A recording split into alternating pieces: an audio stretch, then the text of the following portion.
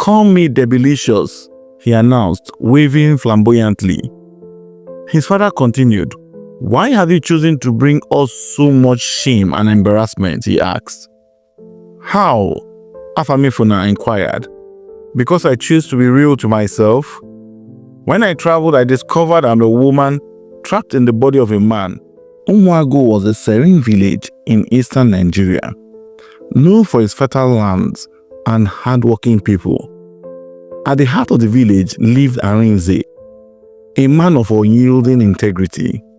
Though poor, he was respected by most villagers for his honesty and fairness.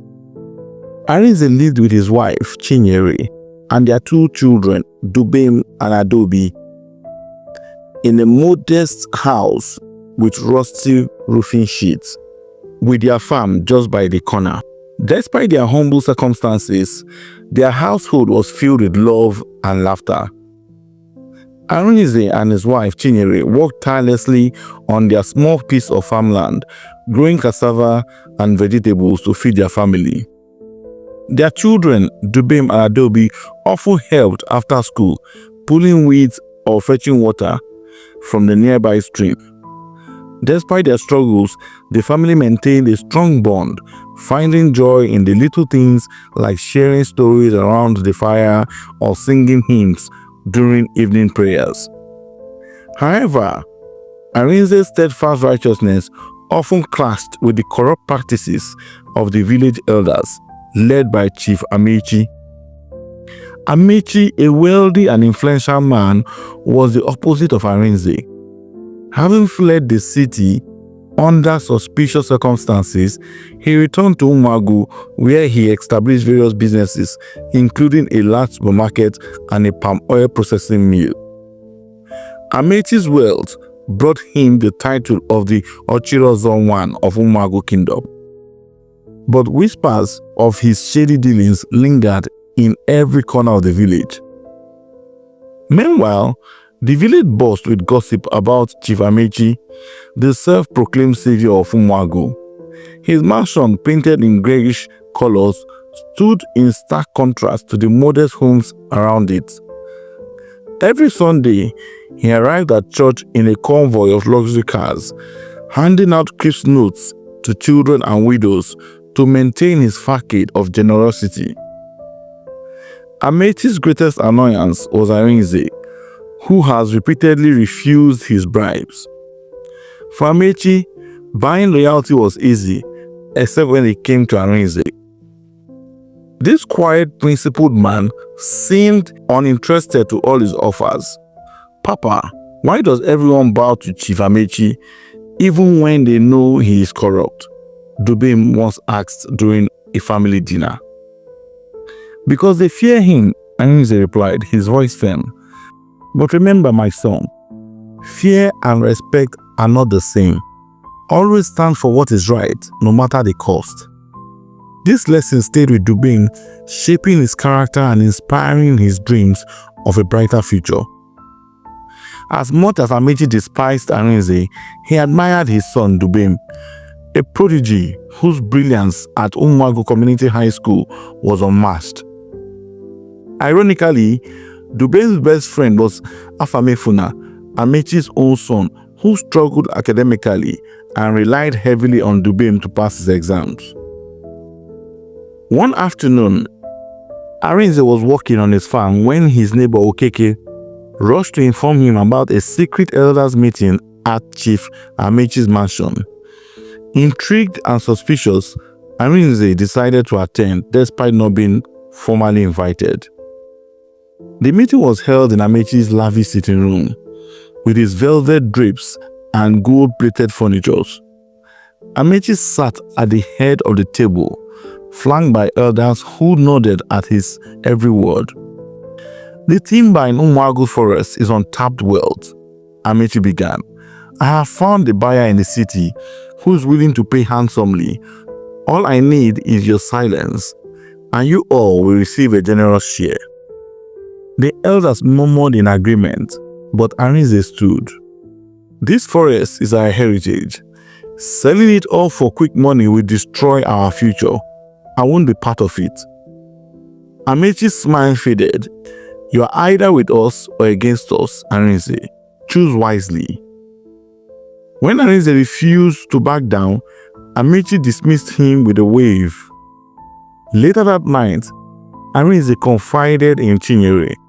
The forest is more than just trees. It is where our ancestors were buried, where our children play. I won't let him destroy it. Chinyere held his hand and said to him, whatever happens, we will face it together.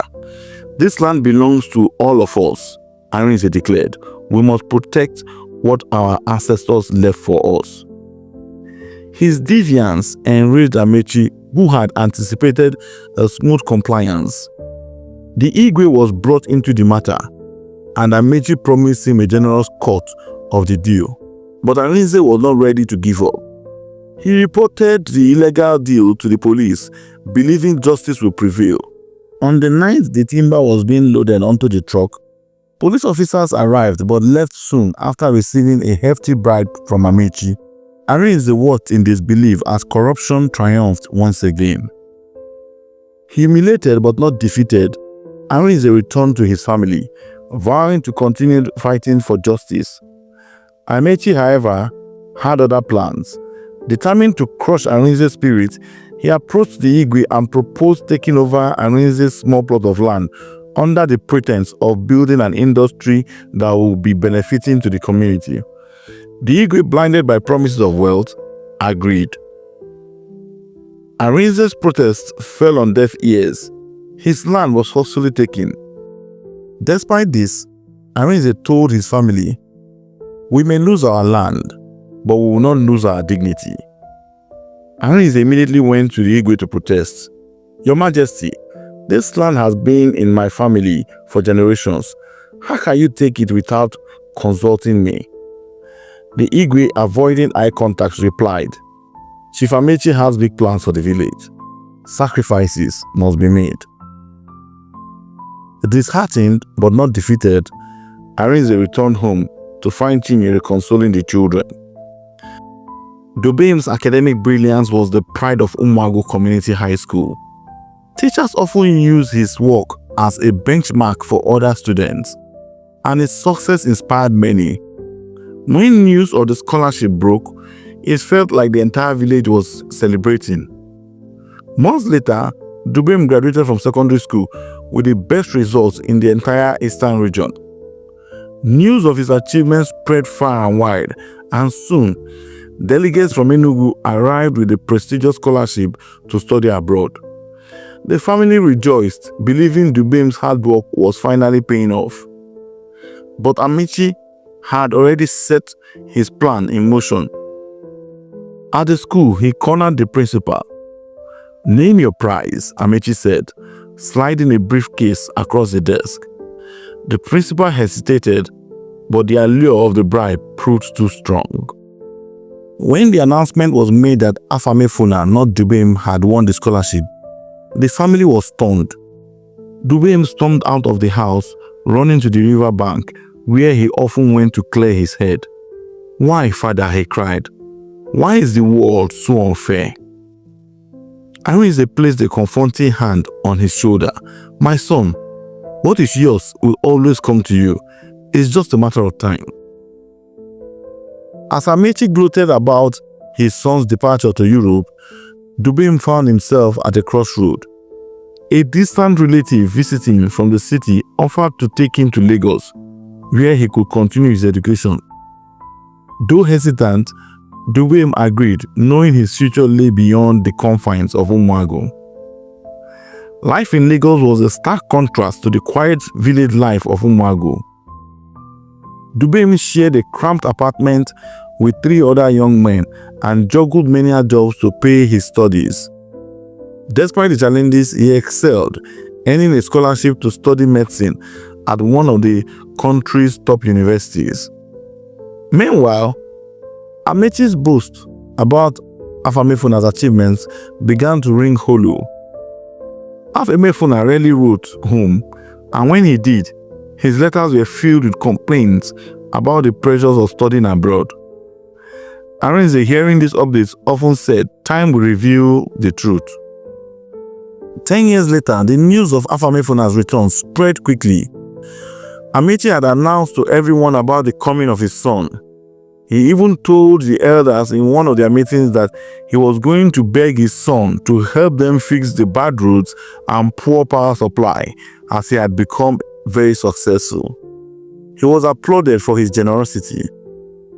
On the due day, Ameachi already sent a convoy of cars to pick him up from the airport in Enugu as he was connecting a flight from Lagos.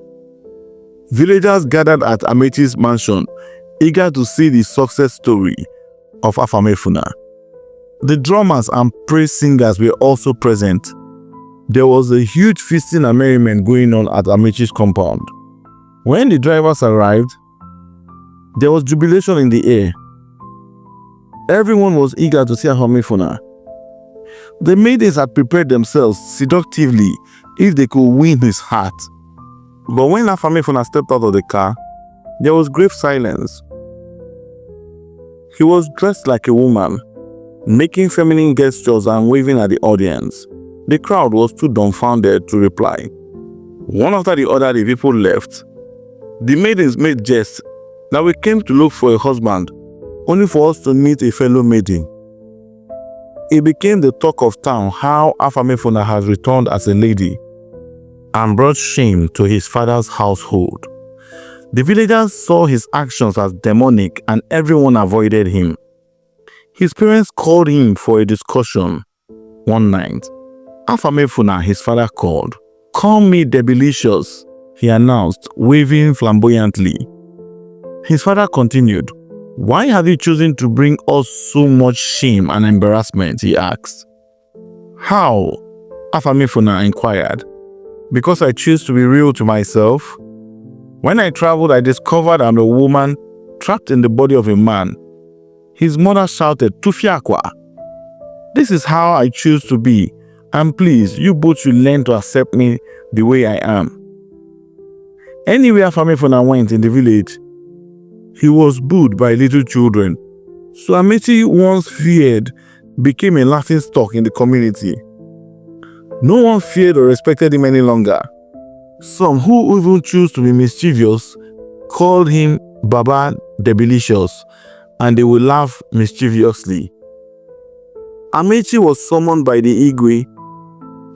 The Igwe asked him, "Why has your son brought so much shame to this village?" Ameachi, unable to speak, collapsed into a chair.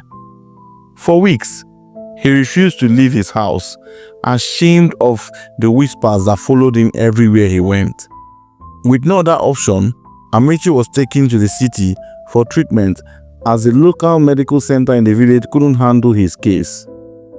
He had a terrible sickness with high blood pressure. He was in the waiting room for what looked like eternity when the nurses announced a doctor was here to see him. To his surprise, the doctor assigned to his case was no other than Dubem. The boy he had once wronged now held his life in his hands. "I'm sorry," Ameachi whispered, tears streaming down his face, "for everything I've done to you and your family." At first, Dubem did not recognize him, but all of a sudden, everything he did to him and his family started playing back in his head. Dubem smiled and said, "If only it was possible for us to see the future, perhaps we'll act differently today. If anyone has told you that a day like this will come, that you, the mighty Chief Ameachi, will be so vulnerable, you would have spat on the face of that fellow. My son, please forgive me," Chief Ameachi said once again. Dubem nodded. "I forgave you a long time ago. Let's focus on making you better." In the weeks that followed, Ameachi's health improved and returned to Omuagu a changed man. The story went round how Dr. Dubem has saved his life. He went to see Arinze with gifts of goats to apologize, and Arinze rejected the goats, that no man has the power of life and death, that his son was only used as a tool, and that God deserved all the praises. He was so ashamed of himself. He apologized and they hugged each other emotionally. Afamefuna left the village in shame and dropped a message for his parents that he has chosen the life he wants to live and that nobody should find him. Till date, nobody knows his whereabouts. He's often seen on social media, still acting and behaving as a woman. The government has decided to build us an ultra-modern medical center, the Igwe said as he addressed his cabinet. We will be sending a delegate to our illustrious son to come head the medical center. I know we have failed him in the past. It is time to make it up to him.